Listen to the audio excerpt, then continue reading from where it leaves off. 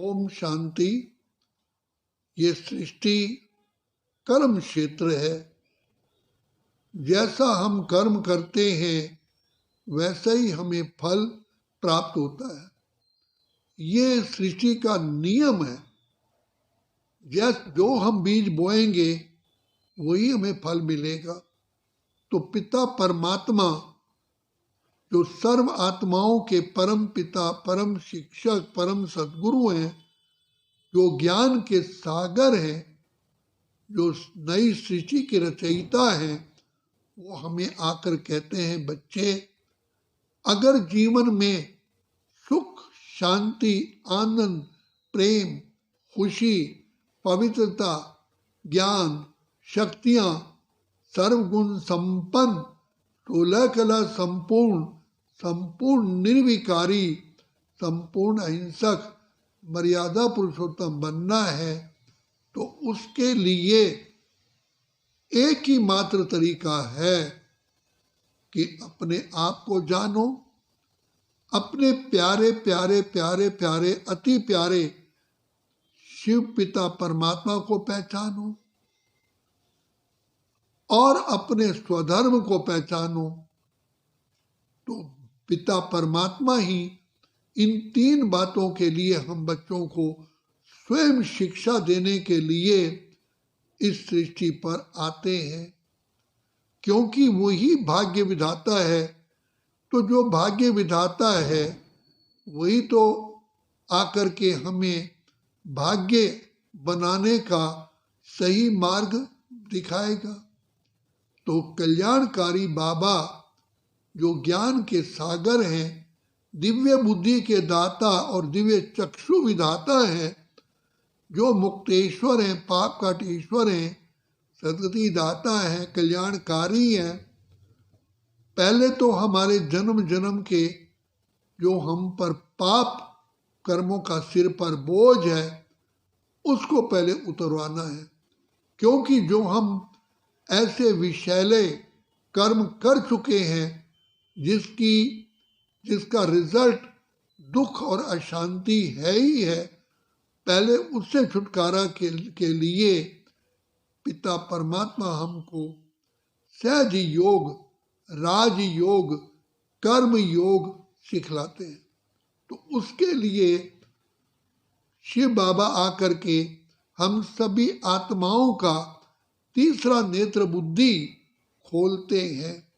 कहते हैं, बच्चे वास्तविकता में तुम शुद्ध आत्मा हो, अजर अमर अविनाशी हो, ज्योति का चमकता हुआ सितारा हो, ब्रह्मलोक के रहने वाले हो, इस सृष्टि पर खेल खेलने आए हो। तो ये सृष्टि नाटक है। जैसे एक्टर नाटक में पार्ट बजाते हैं, केवल पार्ट बजाने के समय ही वो वैसी ही ड्रेस, वैसा ही रूप धारण करते हैं। तो ये सृष्टि बहुत बेहद की स्टेज है। कोई नर, कोई नारी, इस प्रकार से हर एक का पार्ट है। तो पार्ट बजाते बजाते तुम अपने आप को भूल गए, अपने निज धाम को भूल गए, और स्वधर्म तुम्हारा शांति और पवित्रता है। तुम देह के धर्म में आ गए क्योंकि अपने को देह समझा।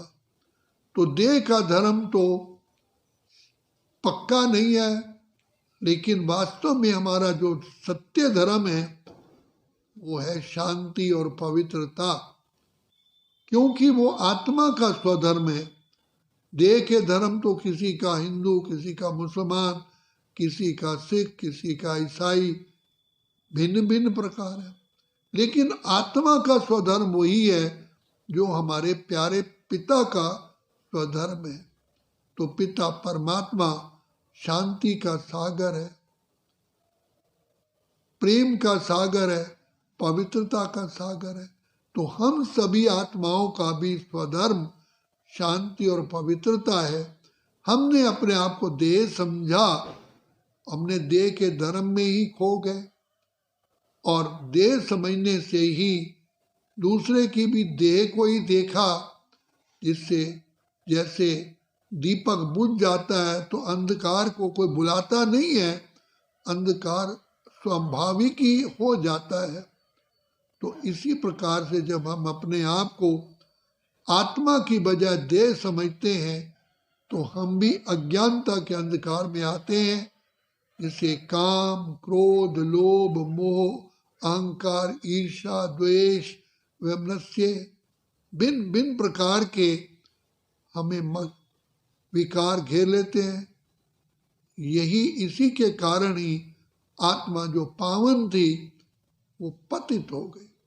तो शिव बाबा आकर के हमें अपनी पहचान देते हैं, फिर खुद भी बताते हैं मैं कौन हूँ।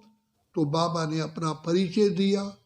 अब कहते हैं कि बच्चे तुम मुझ पिता को आत्मा समझ करके मुझ बाप को याद करो, तो मैं वायदा करता हूँ तुम्हें पाप कर्मों से मुक्त कर दूंगा।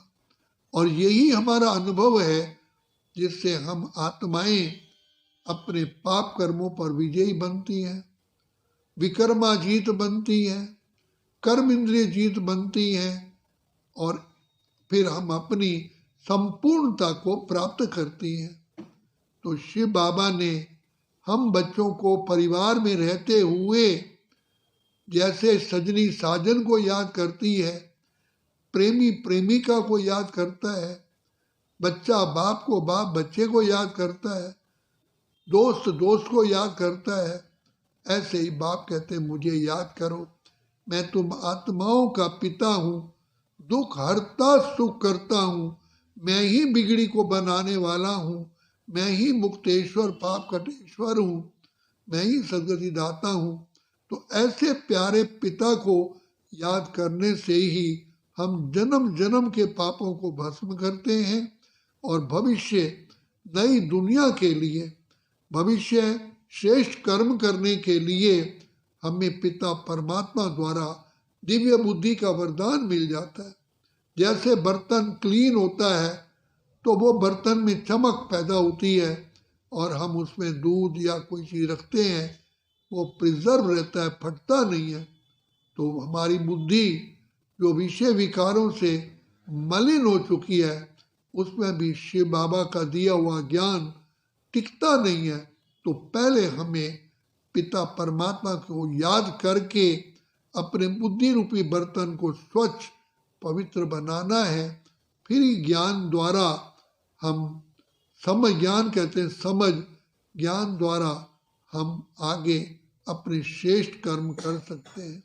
ज्ञान कोई अंजन, ज्ञान कोई नेत्र, ज्ञान कोई तलवार, ज्ञान कोई गदा, ज्ञान कोई शस्त्र कहा गया है, ज्ञान को ही अमृत कहा गया है। जैसे अमृत पीने से आत्मा अमर बनती है, तो अब बाबा द्वारा हमें ये ज्ञान और योग की शिक्षा से हम फिर से पावन बनते हैं।